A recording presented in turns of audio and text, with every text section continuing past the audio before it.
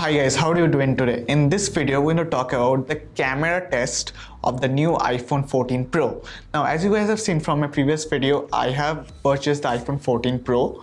This is the space flat version. This is the Pro model, 256GB version. And to be honest, I actually upgraded from the 11, so it has been a pretty good and major jump for me. So before we jump into the main topic of the camera test of this particular mobile phone, let me just give you a few details and some nitty-gritties of whether to purchase this or not. So first of all, if you are upgrading from the 13 Pro or the 13 Pro Max, do not upgrade. There is no point, absolutely no point in just upgrading it for the sake of the camera and for a small design of the notch.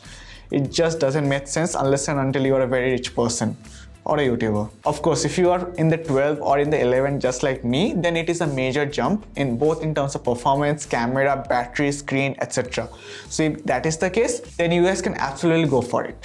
Now jumping into the camera test, let's go. So here I am in my screen of my computer. So first thing is, let's jump into a few technical details of the camera. It is a 48 megapixel camera, main camera, which is like a major jump from the 12 megapixel sensor of the last years. Remember, they have actually kept this for a long time now, but they have finally improved it. Props to Apple for that. But yeah, let's jump straight into the main points, because there's no point in just 48, 12, ultra wide and all those things. But yeah, they do make a lot of sense. The quality is much better than the previous generations. But again, like I said, it's just not worth upgrading if camera is your sole purpose. So there are two images on the screen right now. One is from the 11 and another one is from the 14 Pro. Now just by looking at it, anyone can say which one is which one, because the right side one is very clear. It is more, sharp. The light is brighter in that, whereas this one is more softer. So of course on the left hand side is the 11, while on the right hand side is the 14 Pro. The next one is another picture just like this one. Now this is a zoomed in version. So if I just zoom it out, this is like the full picture and this one is like the full picture. Now at this particular point, even you guys can say which one is which one. The left one is much more clearer. The light is much more sharper on the left one, while on the right hand side, it is a bit on the softer end. Now if you zoom it in on that leaf just like this, and on this one as well, you guys can see that if you zoom it in as well, the leaves are way sharper on the left hand side, which is the 14 Pro, while on the right hand side it is way softer. Now on the wide angle lens, it doesn't make any sense, because at that point when the 11 was made, night mode on the wide angle was not there.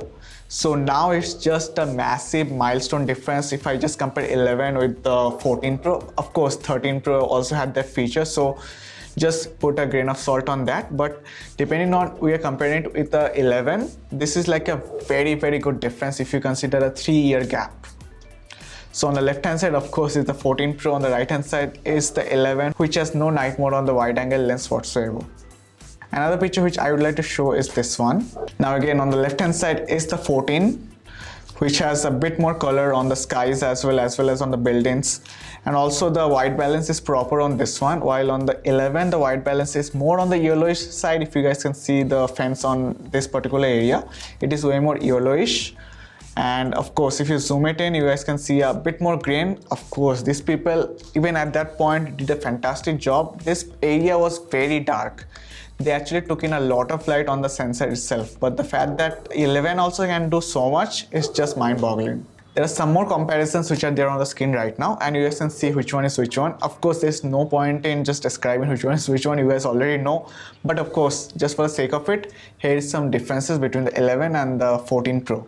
Of course on the 13 Pro and the 14 Pro, some minor differences will be there, because one is the 48 megapixel and another one is a 12 megapixel.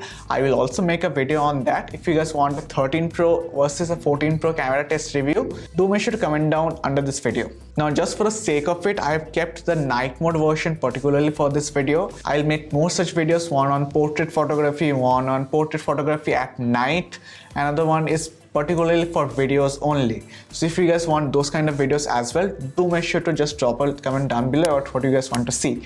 I'll definitely make more series of this particular mobile phone.